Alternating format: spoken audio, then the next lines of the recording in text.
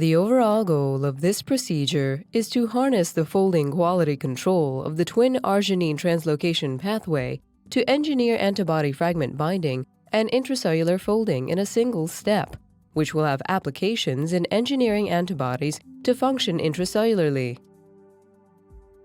This method can help overcome key challenges in the antibody engineering field, such as overcoming the difficulty in engineering antibodies to fold and function properly in the reducing cytoplasmic environment.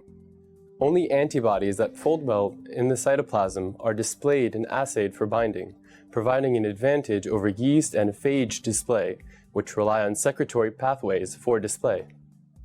The implications of this technique extend toward therapy of neurodegenerative diseases, cancer, and viral infections because these diseases involve intracellular pathogenesis that could be targeted by antibodies.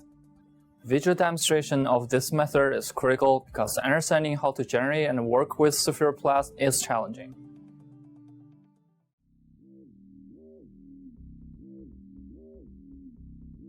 After fusing the scFv library to the SS-TOR-A signal sequence and growing it at 37 degrees Celsius with shaking for 3 hours, allow expression of the scFv library at 20 degrees Celsius and 225 RPM overnight for 15 to 22 hours. Following the incubation, use a spectrophotometer to measure the optical density at 600 nanometers.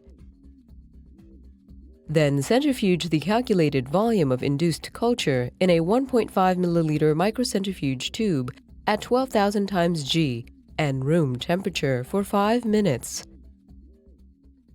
Remove the super